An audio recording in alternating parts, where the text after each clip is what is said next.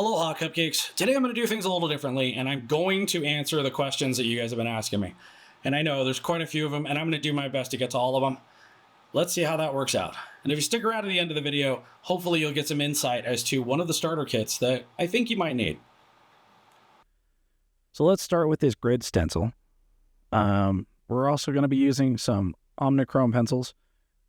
I'm going to start this with the white one. I might use the black one. They come in other colors. Then we've got our MAC brushes. I got this nifty little thing with, something fancy for holding paint. And then we're going to talk about the starter kit. It's amazing, right? So this is hot paint from Alpha6. It is already shook up and ready to go. We're just going to pour it out on the palette here. Now I'm just going to get the oil out of this brush. Mineral Spirits works for this. Reducer also works for this. I just pick one. Reducers are typically going to be working a whole lot better specifically for your paint because you never know what mineral spirits actually have in them. And you don't know what recipe you're getting. So just be smart about it. Use the reducer. Anyhow, first thing I'm going to do is once I've got my brush cleaned out, I'm going to start pushing out some of the paint just to get it onto the brush until I start getting a smooth texture out of it. And it's got a little bubbly thing going on there, but don't stress over the little tiny bubbles. It's only when you start getting gaps and voids in the paint that you need to worry about that, because that's usually wax or oil. This just happens. Now I just keep working with this until I start feeling comfortable with the paint enough to try to pull a couple of lines. And yes, I use the palette because it's here. Now just dip a little extra reducer in there and probably good to go. Now this is my warm-up brown. I'm not actually doing this for the sake of this is the design. I'm just going to go for it. And I'm also going to speed this up because it takes a while, especially like the first couple of lines where I just don't feel confident with it. You have to do a few of them just to warm up. And then once I start getting a little more comfortable with it, then we'll start working with some other stuff.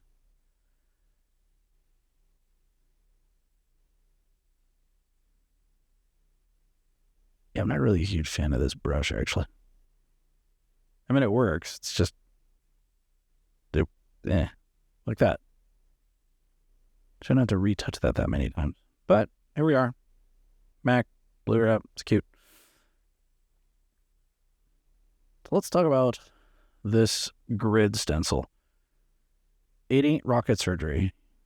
All I'm going to do is line this thing up with the corners of this thing, and I'm just going to take my pencil and draw a few lines through it. Now, these are just going to be guidelines for me so that I can have some sort of semblance of symmetry. I usually only pay attention to the center line, but when you're starting out, the corners, like if you're going to pull a curve, start in a corner. That way, when you go on the other side, you can start on the same corner. Kind of like when you start sketching using graph paper, only not.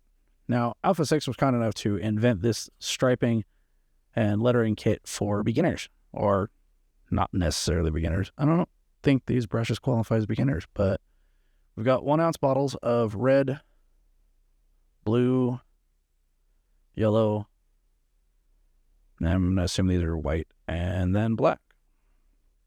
Yeah, it's white. And this would be black. And then we even got reducer. Fancy. Now these brushes, we've got a quill. Oh, wait, it's a curling brush, a quill. And then there's this beastly striping brush. Yeah, this is a little different from my normal striping brush. It's a little different. It's got a metal ferrule, which is nice. The bristles are a bit shorter. See how that goes. But then there's that little big. Yeah, should be fun. Let's work with it. So this is also a synthetic brush.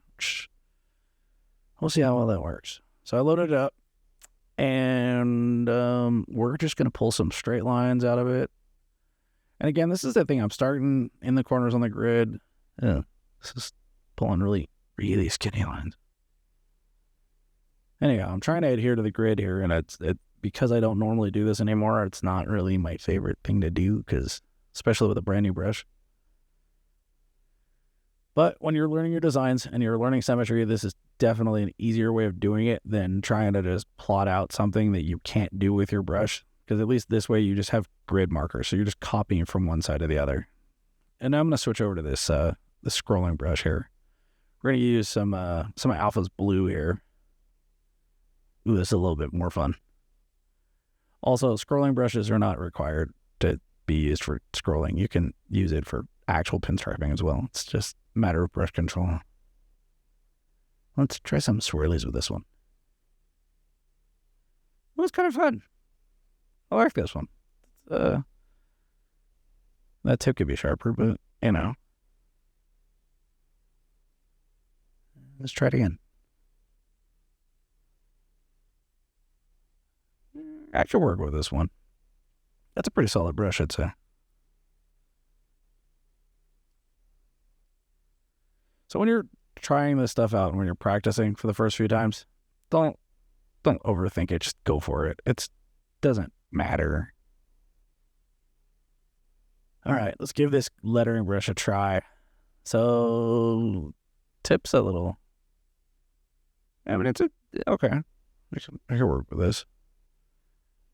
I might have drawn these letters out a little wider than the brush is designed for.